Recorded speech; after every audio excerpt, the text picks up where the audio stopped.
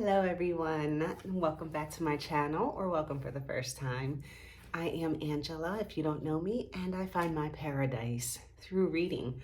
And I am so excited today just because it's the 31st. I'm doing my month wrap up or review, whatever you want to call it, for the month of July. And I don't think I've ever done this on time. So I'm like, oh my gosh, I'm actually like, if I get this uploaded today, it'll probably be the first time that I've gotten this done on time. But here are all the books that I read during the month of July.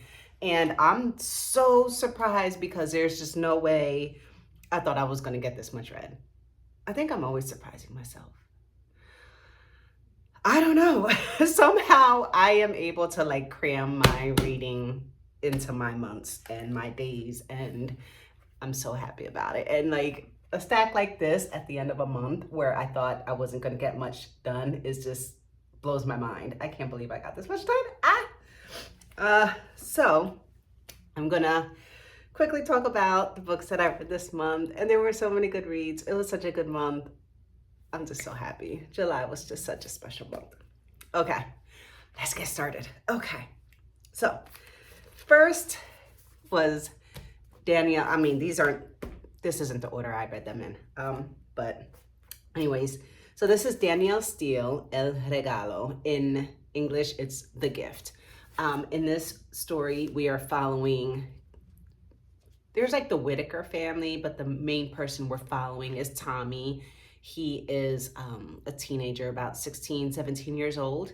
The family is going through a very difficult time. They were the picture perfect family. They experienced a loss, and the family just can't handle the grief. So it's just tearing the family apart, and Tommy is just having the worst time. We also follow Maribeth, who's not even in their town. She's somewhere far away. And she ends up pregnant. She's also about Tommy's age. And, so she's dealing with that, being put out of her home, and just kind of how they end up coming together and helping each other out and healing each other, and just the whole, this was a fun story. I mean, at first I was just like, oh my gosh, it was so whatever. But this is one of the books that I was reading in Spanish to help me with my Spanish studies. But I got into it. I was surprised, and I did enjoy it. So that's Danielle Steele, The Gift. Okay. Then the book I read in French, Le Petit Prince, The Little Prince in English. I was reading these side by side because I had read the book in English first, and then that was last month. And then this month I wanted to read it in its original language, French, to help with my French studies. And I enjoyed it the second time around more than the first. And it's basically this little prince. He's from another planet. This man crashes his plane into the desert, and he's trying to fix his plane and comes across the little prince. And so the little prince kind of talks with the man and tells him about his travels to different planets. And it gets pretty deep in some things for it being a children's book. And some of these, here we have, and I've just been tabbing and highlighting as I do. But something like this, it says, that water was more than merely a drink. It was born of our walk beneath the stars, of the song of the pulley, of the effort of my arms. It did the heart good, like a present. And then the little prince says, people where you live, the little prince said, grow 5,000 roses in one garden, yet they don't find what they're looking for. They don't find it, I answered. And yet what they're looking for could be found in a single rose or a little water. Of course, I answered. And the little prince added, but eyes are blind. You have to look with the heart. This is a children's book. But it was good. I mean, I would read this again. I'm surprising myself even saying that, but I would read this again. It was tough following it or reading it in French. There were a lot of vocabulary that were new to me, so it was great that I had these side by side. But that's The Little Prince. Then I read The Last Chance Library. If you know anything about me, I love books about books, libraries, bookstores, librarians. So I read The Last Chance Library by Freya Sampson. And oh, this book was so sweet. Oh my gosh. So we're following June, and she is trying to deal with the loss of her mother. It was just her and her mom was a librarian in this small town library. And then, you know, she had cancer, and then at 18, June, while her mother was still alive, started working in the library as a library assistant. And she had dreams of going to college and being a writer, and she'd grown up, you know, being around this library and the love of books from her mom.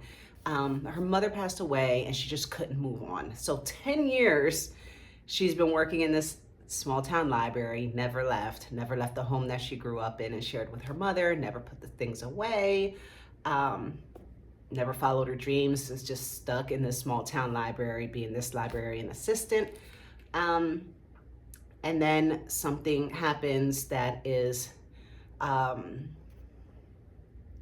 what do you call it? Not destroying the library, but it is not forcing them to close. I don't even find the word. Threatening. Oh my gosh. I can't find words sometimes. All right. So the library is being threatened with closure. So this is a story of just all of the people that visit the library and her relationship with them and what the library means to so many people.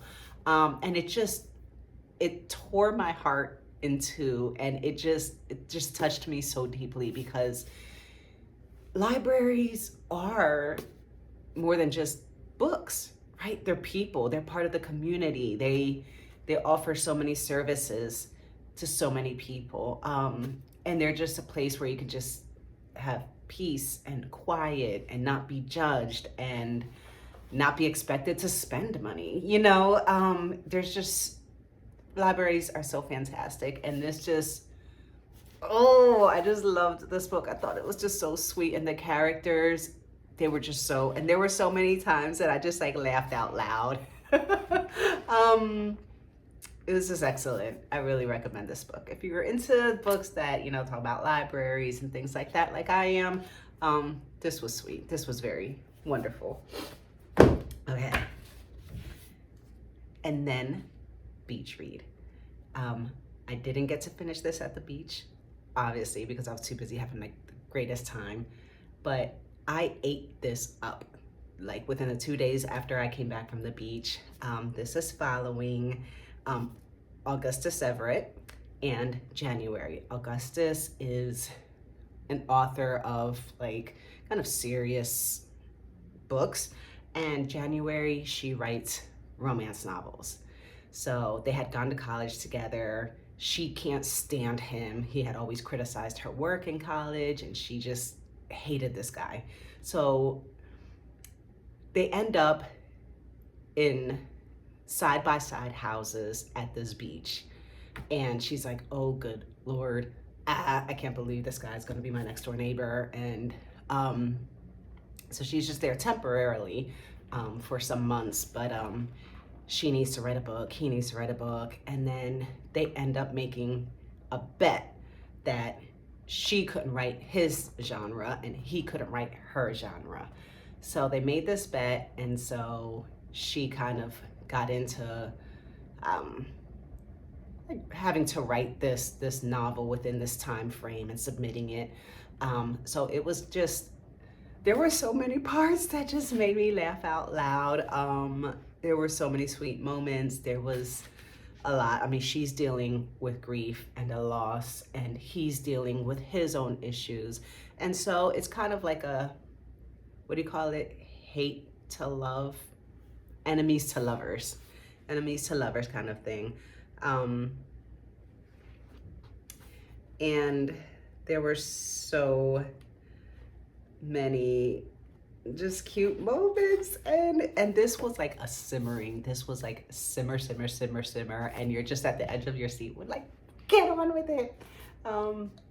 Highly recommend this. The banter is wonderful. Emily Henry is so good at banter, just back and forth. Funny stuff, and I just can't appreciate this enough. This was so much fun. Loved it. Frederick Backman, Anxious People. What can I say about this book? Read it. Read it. Oh my gosh. Basically a bank robber fails at trying to rob this bank, panics, runs across the street to this apartment building, to the nearest apartment building. Nope, like he runs into the door, runs through the door, and there's a stairwell. No other door, so he runs up the stairwell and then comes across an apartment with that, the door is hanging open. So the bank robber runs in, closes the door, and finds it's a room full of people, and they're there for an apartment viewing to buy this apartment. So the bank robber's like, so everyone's like, kind of like, what's going on? Are you trying to rob us? And the bank robber's like, well, I'm a robber, but I wasn't really trying to rob you. Maybe it's a hostage situation now. I don't know. So the bank robber is just awful. And at robbing and like trying to hold people hostage and stuff.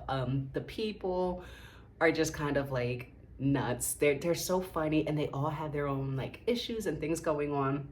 And this just follows all the people in that viewing and what their stories are, and how some, are kind of connected in a way or have things in common with the other people there. It follows like the bank robber and the motives behind trying to rob the bank and what was going on with that. It follows the father-son police officers that were trying to, and this is like New Year's Eve, so they're trying to figure out what to do and how to handle the situation and keep it under control and get the hostages out safely. Worst hostages ever. And there were so many parts in here that just had me laughing. I mean, I laughed, I cried. I mean, there was just so much life in this book. I guess you can say, what do you call it?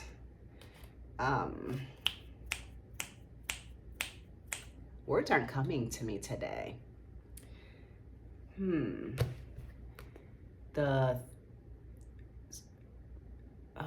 Like a warning. Okay, let's just go with warning. Trigger warning. Thank you. Goodness gracious. What is wrong with me today? It's early. It's early, and I'm way too excited that I'm getting this done on time. But anyway, trigger warning. There is talk of like suicide and depression, and I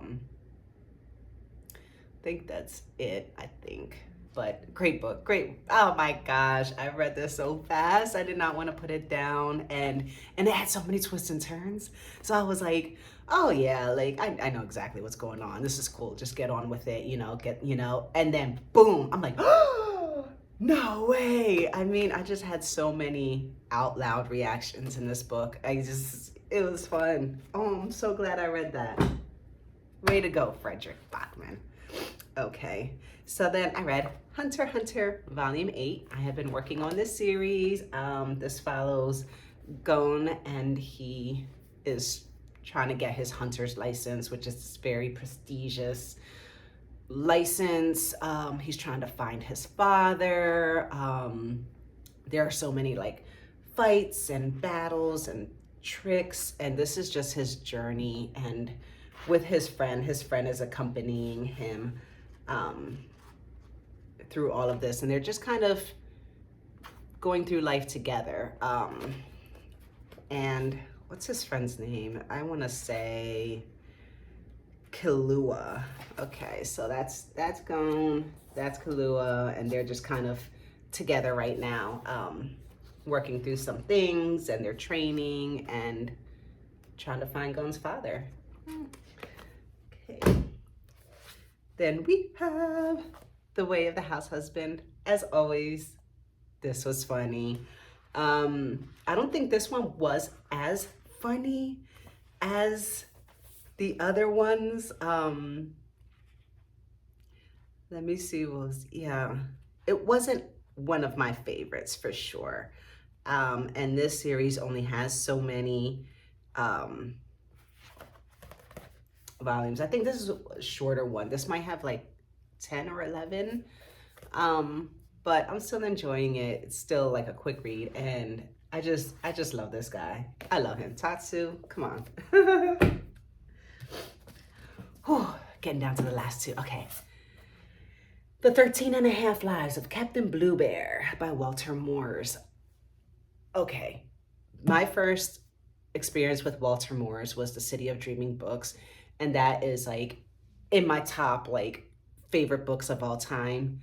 Loved it so much. I'm like trying to figure out where I can build an altar for this book in my house because it is perfect. Oh my God, it was so fun. So I was really excited to do another, read another book of his, and he illustrates his own books. So there's just illustrations all throughout, which are just, hold on, let's see if we can find one that's just has any, I don't know. So this is the kind of stuff that, I mean, it's just crazy. It's just crazy stuff. And he illustrates these himself. So he's such a great writer and such a great illustrator. So this book is, this is the 13 and a Half Lives of Captain Bluebear. It's following Bluebear. Bluebears have 27 lives, and this is the story of 13 and a half of those lives. So this is just his adventures and all the different situations he comes across, all the different things that he does, and just him going from like a baby bear cub into adulthood. And this is crazy. This is just crazy. I didn't enjoy it as much as the City of Dreaming books, but that's okay. This was still a lot of fun. It was, even though it looks like a big chunker, it was like a pretty quick read. There were so many great scenes, so many great lines. Let's see. Right here I highlighted, beneath me lay the lake of oblivion, above me loomed insanity. And then like in this other insanity, he says, oh well, if I've lost my marbles, it doesn't matter if I let you fall into the lake of oblivion. It won't be my fault. After all, I'm not responsible for my actions. So yeah, it's just like, you know, when someone pleads insanity, they're not really responsible.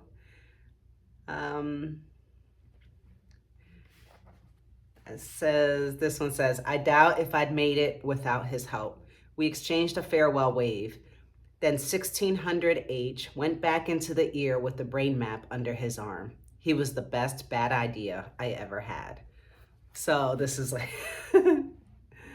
all our homes were open to the elements, as I have said. So a little cloud could sail in one window, deposit its load of rain on the living room carpet, and disappear out the other. The rickshaw demons were organizing piggyback races in Atlantis Park, free of charge, to improve their image with the younger generation. They had been trying to do this for years, but they were so hideous that no child ever turned up, and the rickshaw demons would probably find themselves deserted yet again. Paper hats and free bottles of demon lemonade notwithstanding. So that's the kind of book this is. It's fun. I enjoyed it. I love his writing and his illustrations, and I am looking for the next work of his that I am going to be reading because I am going to continue with this guy. Love him. Last, but not least, The Illustrated Adventures of Sherlock Holmes by Arthur Conan Doyle. Now, these, this is collection of Conan Doyle's favorite and best Sherlock Holmes cases. And these he had selected himself. How many cases are there? I think, were there 12? Okay, yeah. This is the author's 12 selected favorite cases. So it's a beautiful edition, illustrated, glossy pages. Like, look at this. Oh my gosh. And I had never read Sherlock Holmes before. And this was in my 100 greatest books ever written list. So I picked it up. I said, let's do this. And it was fun. I am so, first of all, let me say how impressed I am by the fact that this was written, like these were published between 1891 and 1910. 1891 to 1910. So far ahead of his time. I mean, this was fun. And these mysteries that like he was going on were so interesting and weird and intriguing, and you're trying to figure it out along with him, and you're like, what the heck is going on? And you're like, the whole time you're reading, you're trying to like map this out, like, okay, and then it's just never what I thought it is. I don't think I like was able to solve like one mystery before he did. Lots of fun. This was cool, and I'm so glad I read this and I checked it off on my list, and that is it. Those are the books that I read during the month of July, and as you can tell, so many great reads. It was a fantastic reading month. So thank you so much for joining me. I hope that you maybe found some recommendations of books that you might want to pick up and read for yourself. If you've read any of these, let me know what you thought of them, and if you liked them as much as I did, or if you weren't impressed. Either way, I'd love to hear from you guys, and I will be talking to you soon. Bye.